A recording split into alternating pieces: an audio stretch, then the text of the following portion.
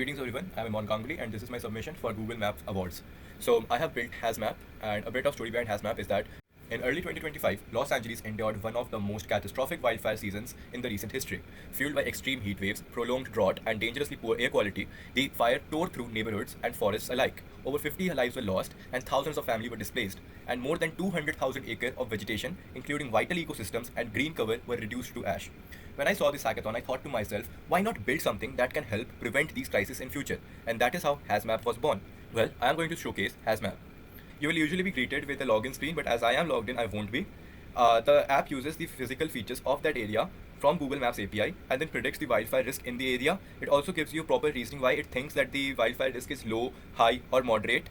The APIs it is using is the weather API, which we get the temperature, wind, humidity, precipitation from, the air quality API, where we get the AQI and main pollutant from, and elevation API.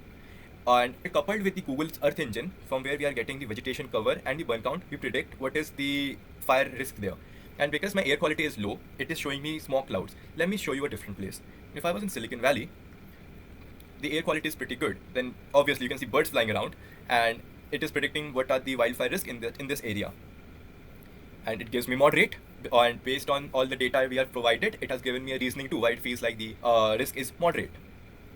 Next up is air quality. It loads up air quality of your area or whatever area you have selected. And not only that, it shows you the pollutant breakdown of the area. The air quality is important because a lot of pollutants, they can fuel wildfires, and a sudden drastic change in air quality may indicate fire or wildfire nearby. Along with that, all these pollutant breakdowns have their own data in it.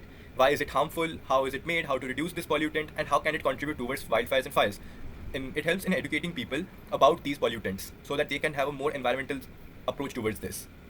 Next up, it shows you the local tree planting NGOs, and in case there is no local tree planting NGOs available, it will show the NGOs which are more driven towards environmental and social impact.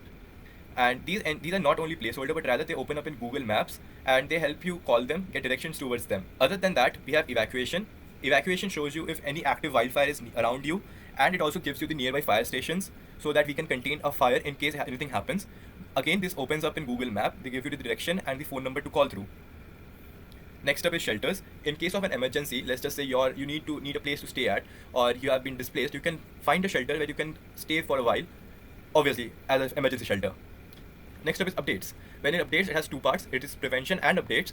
In prevention, it lists some points, how you can prevent wildfires, what to do during a wildfire, and important contacts.